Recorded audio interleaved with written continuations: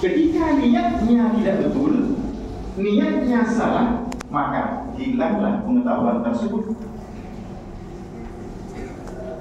Dan walaupun niatnya benar tapi tidak ada pengetahuannya, maka juga sama, tidak berkualitas ibadahnya di hadapan Allah Subhanahu wa taala.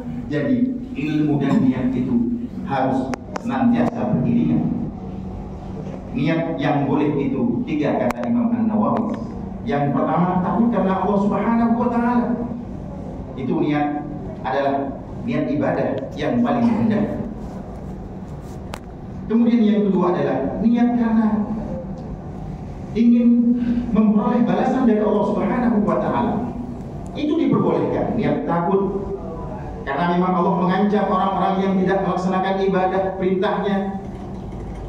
Niat mengharap imbalan dari Allah Subhanahu wa taala supaya dimasukkan surga umpamanya, atau pekerjaan-pekerjaannya dimudahkan oleh Allah, atau kita umpamanya sholat malam supaya musibah-musibah yang kita hadapi cepat kelar, cepat selesai. Itu diperbolehkan karena Allah sendiri yang menjanjikan di dalam Al-Quran dan hadis Rasulullah SAW. Tetapi niat yang terbaik adalah ibadahnya orang yang tidak terlalu berpikir kepada hal-hal yang pasti. Ancaman itu sudah pasti, balasan dari Allah itu sudah pasti.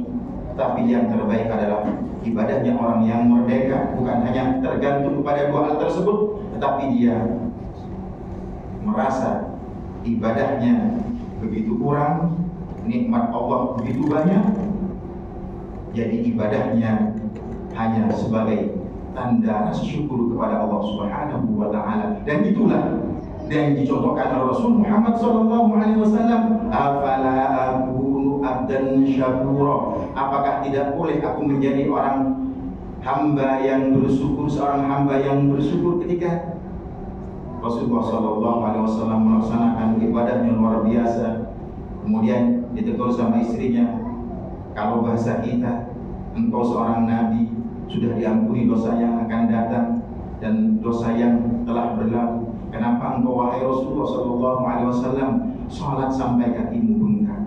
Maka Rasulullah SAW menjawab, semakin banyak aku diberi anugerah oleh Allah Subhanahu wa taala, maka sebagai tanda rasa syukur kepada Allah, aku akan melaksanakan ibadah itu yang terbaik. Kemudian apa lagi? Setelah berilmu, niatnya benar karena Allah Subhanahu wa taala, lillahi taala, maka yang ketiga adalah as-sabr fi wasati, kesabaran ketika kita melaksanakan sebuah ibadah atau sebuah amal atau sebuah pekerjaan yang kita lakukan dalam keseharian. Karena para jamaah Jumat yang dimuliakan oleh Allah Subhanahu wa taala, ibadah itu jangan kita anggap ibadah seperti ini saja. Datang ke tempat ini Jumat, melaksanakan sholat puasa, tetapi dengan bekerja berangkat dari rumah tadi adalah ibadah, karena kita bertanggung jawab untuk menafkahi keluarga kita dan Allah memerintahkan itu. Maka kadang pahala itu banyak tanpa kita rasakan, tanpa kita sadari. Maka kesabaran dalam menghadapi pekerjaan amal ibadah kepada Allah itu sangat penting. Saya contohkan yang sederhana saja di dalam sholat umpamanya. Ketika tidak sabar, orang itu terburu-buru, maka kemungkinan meninggalkan bacaannya dengan benar, tumakninahnya dengan benar, bisa saja terjadi sehingga tidak berkualitas ibadah kita.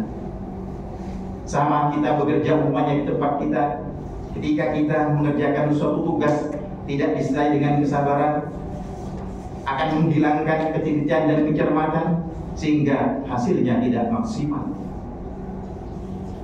Kemudian yang terakhir, para jemaah Jumat yang dimuliakan oleh Allah Subhanahu wa taala, adalah al-ikhlasu ba'da firaqihi. Ikhlas setelah kita melaksanakan dari sebuah ibadah tersebut. Kita puasa, kita berhaji, kita sholat malam, ikhlas. jangan diungkit-ungkit, jangan pernah menyesal. Bekerja di tempat ini juga begitu, ikhlas. Kalau 4 hal itu ada pada diri kita, pengetahuan yang baik, kemudian niat yang tepat, niatnya karena Allah Subhanahu wa Ta'ala, kemudian disertai kesabaran sehingga ada kecermatan, ketelitian, kemudian ikhlas setelah melakukan, maka insya Allah ibadah yang kita lakukan itu berdasarkan kata-kata la'allah itu pasti akan menghantarkan kita menjadi orang yang baik, orang yang bertakwa di hadapan Allah Subhanahu wa Ta'ala, disadari ataupun tidak. Sekali lagi saya menegaskan, disadari ataupun tidak. Mudah-mudahan kita yang hadir di tempat ini menjadi orang-orang yang semakin tua semakin dekat kepada Allah Subhanahu wa Ta'ala, semakin tua semakin bertakwa, bukan semakin jauh dari Allah Subhanahu wa Ta'ala. Mudah-mudahan kelak kita dikumpulkan bersama orang-orang yang dicintai kita, yaitu Nabi Muhammad, keluarga kita semuanya berada di surganya. Amin ya rabbal alamin. Inna ahsanal kalam kalamu malikil manan wa fi qawli yahtadil muhtadun. A'udzu billahi minasyaitonir rajim. Bismillahirrahmanirrahim. Wal 'asri innal insana lafi khusrin illa alladziina aamanu wa 'amilus shalihati wa tawassaw bil haqqi wa tawassaw bis sabr. Barakallahu li wa lakum wa nafa'ani wa iyyakum bil ayati wal dhikril hakim. Wa taqabbalallahu minna wa minkum tilawatan innahu huwas samiul 'alim. Aqulu qawli hadha wa astaghfiruhu.